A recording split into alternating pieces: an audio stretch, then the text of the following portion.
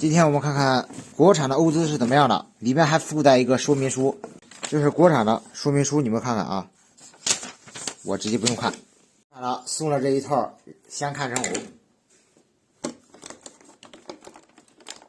哎呦我去！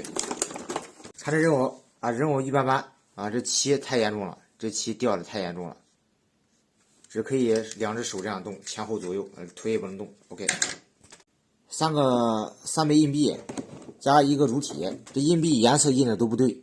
这硬币啊，拿在手里就是一个破塑料啊，里面没有芯片。变声器主体我们可以看出来啊，后面是这种小尼龙带子啊，你带不上，你放心啊，除非是很小的孩子。这个就是它的刷盘了，我们听听它的音效。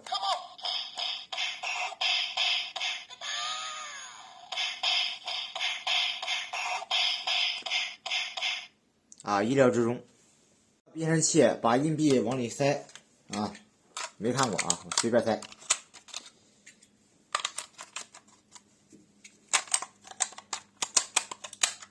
如果你想，你说这是不是可以这个往那儿倾斜啊？当然你想多了啊，这个你无法倾斜。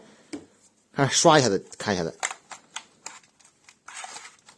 哦，刷一下子它就亮灯啊。主体靠什么触发呢？靠刷盘感应到了这有一个白颜色的小按钮啊。这个主体什么颜色音效没有，就是发光啊。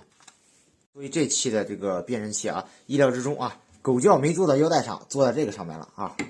当然，那个主体还是挺好看的啊。那我们下期再测别的，再见。